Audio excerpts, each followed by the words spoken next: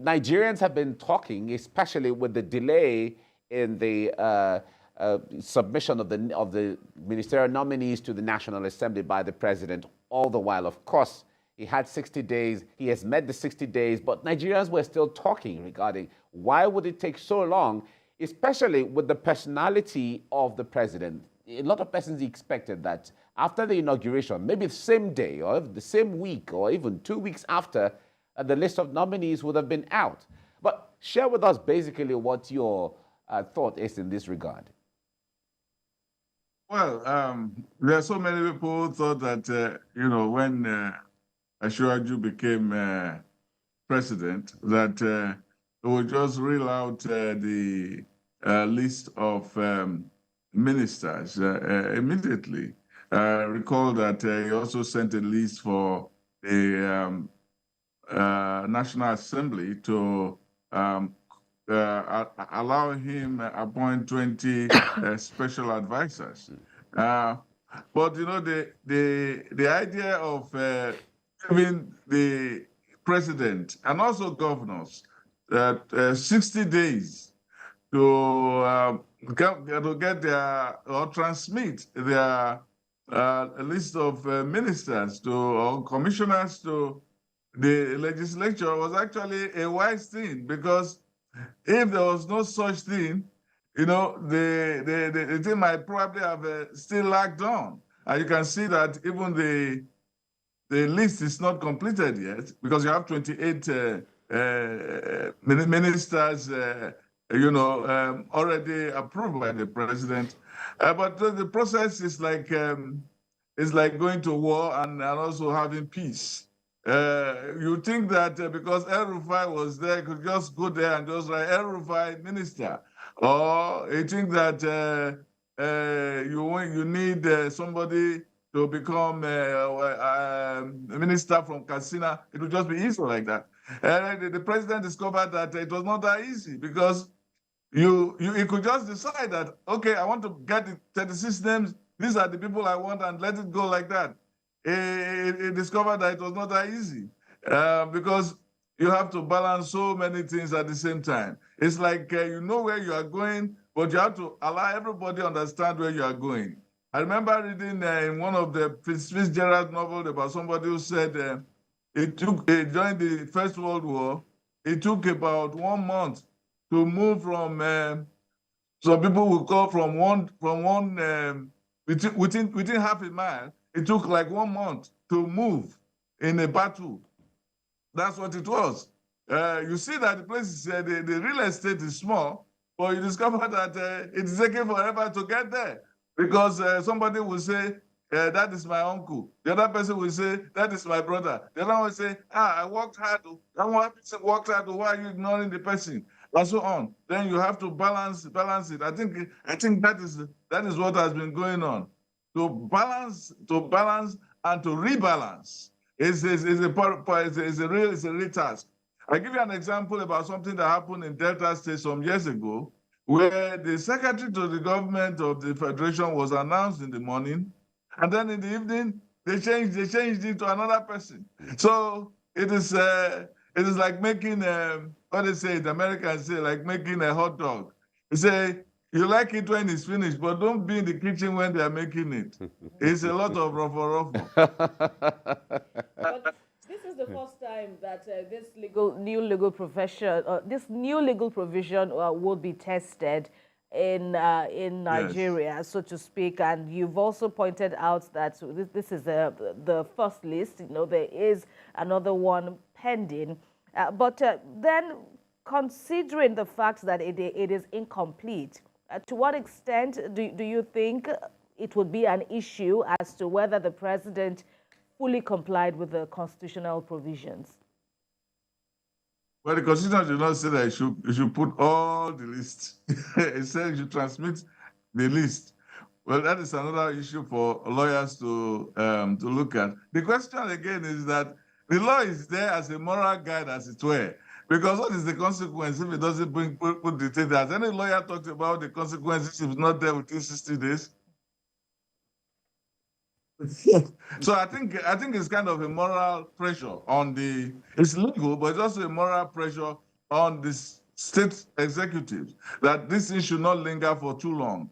And the more it lingers, the more everybody will bombard the president with requests. Say, no, don't put Lagbaja there, put the other Lagbaja there, the other one there. That one is taller than the other, that one is short. You don't want that short man there. No, it is a short man.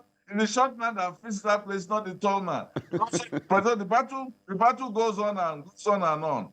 And then when the list is over, there will be a lot of rumbling. I'm sure there are rumblings now. Indeed. Look at this man. I did this for him. I did this for him. And look at him. I just ignored me. All the things I do. Oh, my village people. You see what they did? They even threw a bomb. We lost somebody in our village. And that's why he should represent us. The man is not there. Look at what he has done for us. You know? Remember the case about National Assembly, about Speaker and Middle Belt and so on and so forth. So before they brought Akume now silenced everything about the Middle Belt. So you see that it's a lot of problems. Then people will start talking of ingratitude. There's going to be some element of it because not everybody is satisfied, and some people will justifiably be angry. And they say, look at the man that he has put there, and he has not put me there. I have worked so hard. I put all my treasure in this thing, and he has just ignored me. I remember what the author Gertrude Stein said. He said, silent gratitude is of no use to anyone.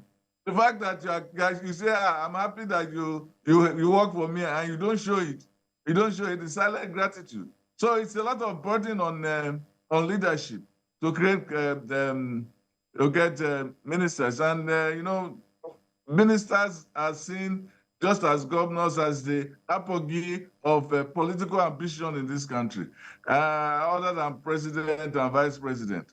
You know, the desire to excel in the public space because of what they see as the prestige and prosperity that come with such positions have made them the be-all and end-all of all efforts. All right.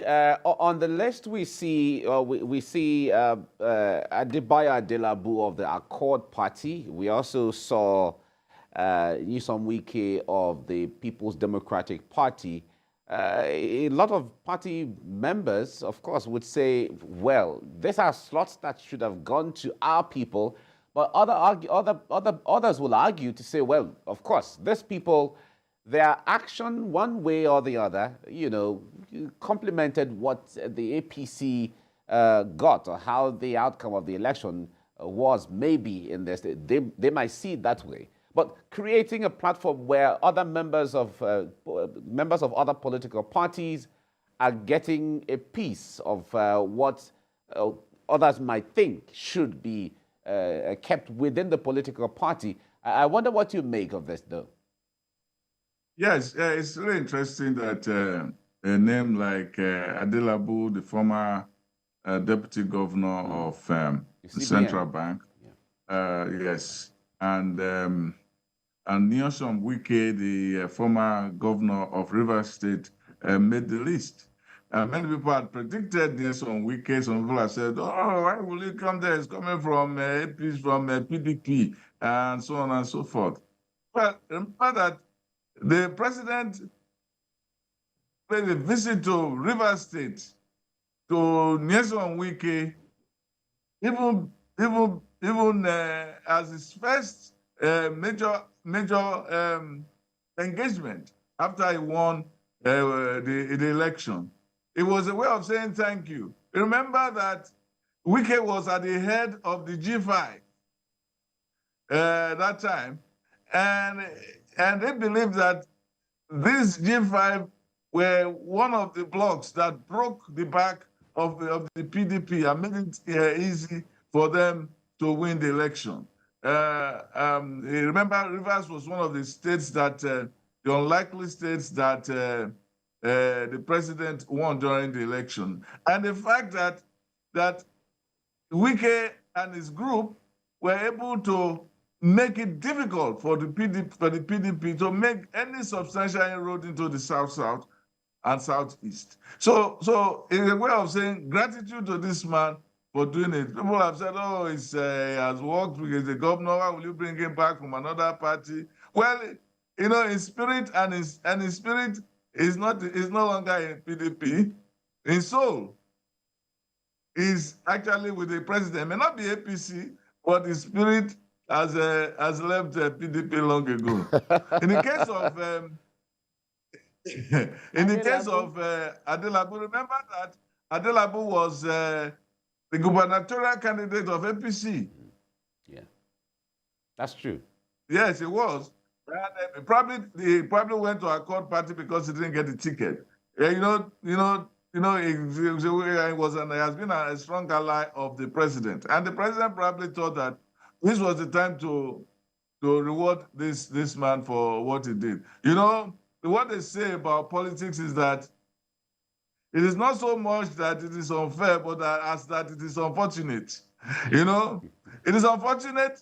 It is some people who have worked there in other capacities will say, why did you bring this man? Why did you bring Wike from the Rivers? We are Rivers people, we are APC, we have been APC from beginning. You have now brought somebody from elsewhere to work for us. Well, you can say it is not so long that it's unfair, that it's unfortunate, because I say it's unfortunate because the people who are there, who have been there from beginning, will say the only fair thing to do is to look at us.